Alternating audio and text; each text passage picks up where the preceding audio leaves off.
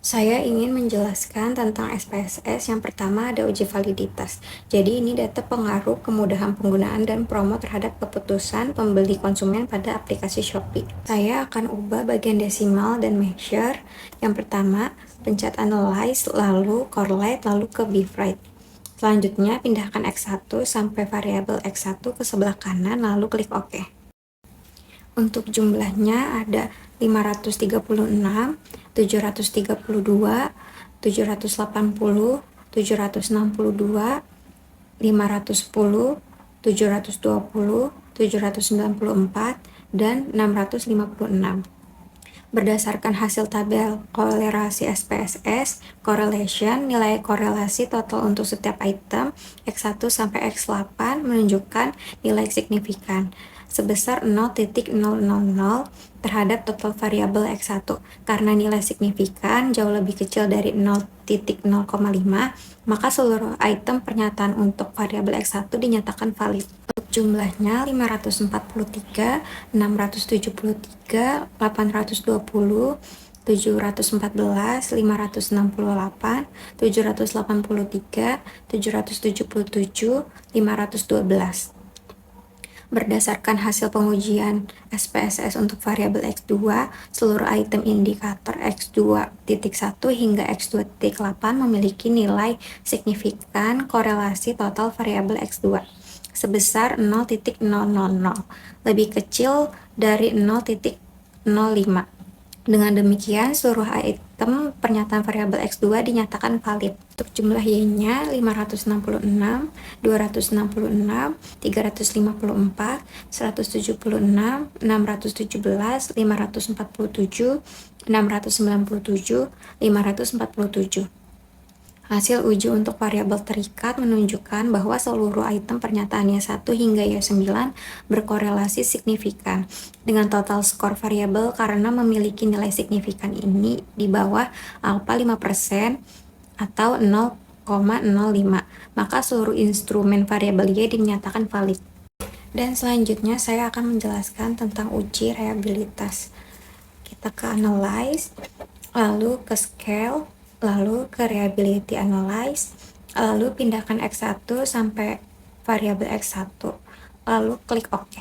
Masih sama, kita ke analyze, lalu ke scale, lalu pilih reliability analyze, lalu pindahkan X2 hingga variabel X2, lalu kita klik OK. Untuk uji reliabilitasnya, X1 766. Berdasarkan hasil uji reliabilitas variabel X1, diperoleh nilai Cronbach alpha sebesar 0,766. Nilai tersebut lebih besar dari 0,06 sehingga instrumen penelitian dinyatakan reliable. Lalu untuk X2-nya 765. Berdasarkan hasil uji reliabilitas variabel X1 diperoleh nilai Cronbach alpha sebesar 0,765. Nilai tersebut lebih besar dari 0,06 sehingga instrumen penelitian dinyatakan reliable. Dan masih sama, kita ke analyze, lalu pilih scale, lalu pilih reliability analyze, lalu pindahkan Y1 sampai variabel Y, lalu klik OK. Untuk reliabilitas Y-nya 875. Berdasarkan hasil uji reliabilitas variabel X1, diperoleh nilai Cronbach alpha sebesar 0,875. Nilai tersebut lebih besar dari 0,06 sehingga instrumen penelitian dinyatakan reliable. Selanjutnya, saya di sini ingin menjelaskan tentang uji normalitas metode grafik. Yang pertama, input data di SPSS, klik Analyze, Regression, Linear. Masukkan variabel X ke independen, variabel Y ke dependen. Lalu klik Plots, masukkan ZRESID ke X, dependen ke Y. Lalu centang histogram dan normal probability plot. Lalu klik Continue dan OK. Nah, bisa dilihat dari grafik tersebut hasilnya.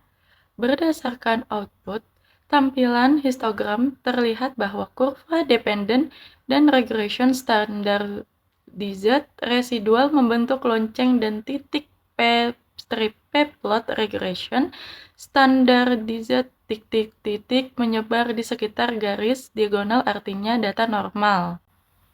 Nah, selanjutnya kita uji normalitas Kolmogorov-Smirnov.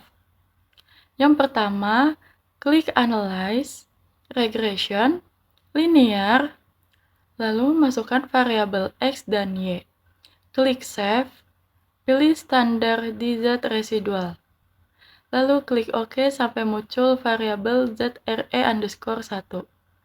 Lalu klik Analyze lagi, Non-Parametric Test, Legacy Dialog, 1 sampel K, strip S, lalu masukkan ZRE_1. Centang normal, lalu klik OK. Pada hasil tersebut bisa dilihat berdasarkan uji normalitas metode K-S, nilai SMSig 2 tilde sebesar 0,035 memiliki nilai lebih besar dari 0,05. Hal ini menunjukkan bahwa data yang dikumpulkan terdistribusi dengan normal. Itu ada uji multikolinearitas. Itu tujuannya untuk mengetahui ada atau tidak hubungan antara variabel bebas. Langkah-langkah yang pertama itu klik Analyze, Regression, terus Linear. Terus masukkan X ke independen, Y ke dependen. Klik Statistik, centang estimatis, model fit, dan part and partial correlation, collinearity diagnosis, terus klik continue, lalu OK. Dan hasilnya untuk uji multikolinearitas itu melalui indikator tersebut ditemukan adanya gejala kolerasi yang kuat antara variabel X1 dan X2. Hal ini wajar terjadi karena kedua variabel tersebut merupakan bagian dari dimensi konseptual laten yang saling berkaitan erat dalam menjelaskan variabel terkait, yaitu variabel Y. Mengingat model regresi ini digunakan untuk tujuan estimasi prediktif dan nilai signifikansi parsial, yaitu uji T. Masing-masing variabel tetap menunjukkan pengaruh yang nyata, sig lebih dari 0,05. Maka, model regresi ini dinilai tetap valid, memiliki presisi tinggi, serta layak untuk digunakan dalam pengujian hipotesis penelitian selanjutnya. Selanjutnya, uji heteroskedastisitas metode grafik, yaitu tujuannya untuk mengetahui apakah residual menyebar homogen. Langkah-langkahnya, klik Analyze, Regression, Linear. Masukkan variabel X dan Y. Klik Plot, masukkan spreadsheet ke Y dan spread ke X. Klik Continue, lalu OK. Selanjutnya, untuk uji heterokedisitas mode grafik, itu berdasarkan hasil uji heterokedisitas dapat dilihat bahwa titik-titik pada grafik tersebut menyebar secara acak dan tidak membentuk pola tertentu. Sehingga dapat diartikan bahwa sampel yang digunakan terbebas dari gejala heterokedisitas atau sampelnya bersifat homogen. Selanjutnya ada uji heteroskedastisitas metode Glaser, yaitu tujuannya untuk menguji heterokedisitas menggunakan nilai signifikan. Langkah-langkahnya yang pertama, klik Analyze, Regression, lalu Linear. Masukkan variabel X dan Y. Klik Save, pilih Unstandardized Residual, terus klik OK hingga muncul res1. Terus kita buat variabel baru, itu klik Transform yang atas, terus Compute Variable.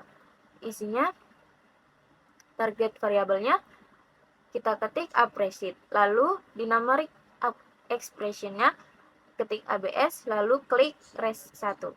Klik OK, terus klik kembali Analyze, Regression, Linear. Masukkan Appreciate ke dependen, dan X1, X2 masukkan ke independen. Klik OK. Yang kedua, uji heterokedisitas metode Glaser. Berdasarkan hasil uji tersebut menggunakan metode Glaser diperoleh nilai signifikansi variabel X1 sebesar 0,20 dan variabel 2 sebesar 0,688 karena seluruh nilai signifikansi lebih besar dari 0,05. Maka, dapat disimpulkan bahwa tidak terjadi heterokedisitas pada model regresi. Dengan demikian, model regresi memenuhi asumsi homokedisitas dan layak digunakan untuk pengujian hipotesis. Selanjutnya, untuk uji T, langkah-langkahnya, klik Analyze, Regression, Linear, masukkan variabel X ke independen dan Y ke dependen. Klik Statistik, centang Estimates, Model Fit, dan R-square Change, klik OK. Berdasarkan hasil uji T pada tabel koefisien di atas diperoleh nilai signifikan untuk variabel 1 sebesar 0,020 lebih kecil dari 0,05 dan nilai signifikan untuk variabel 2 sebesar 0,001 lebih kecil dari 0,05 karena nilai signifikan kedua variabel lebih kecil dari 0,05, maka dapat disimpulkan bahwa variabel 1 dan variabel 2 secara parsial memiliki pengaruh yang signifikan terhadap variabel Y. Dengan demikian, model pengujian hipotesis dalam penelitian ini telah terpenuhi secara nyata. Selanjutnya uji F, klik Analyze, Regression, Linear, masukkan variabel X ke independen dan variabel Y ke dependen. Klik Statistik, centang Estimates, Model Fit, dan R-square Change, klik OK. Berdasarkan hasil uji F pada label ANOVA di atas, diperoleh signifikan sebesar 0,000 lebih kecil dari 0,05 dan nilai F hitung sebesar 20,246. Hal ini menunjukkan bahwa nilai signifikan lebih kecil dari 0,05, sehingga dapat disimpulkan bahwa variabel 1, X1 dan variabel 2, X2 secara simultan bersama-sama berpengaruh signifikan terhadap variabel Y.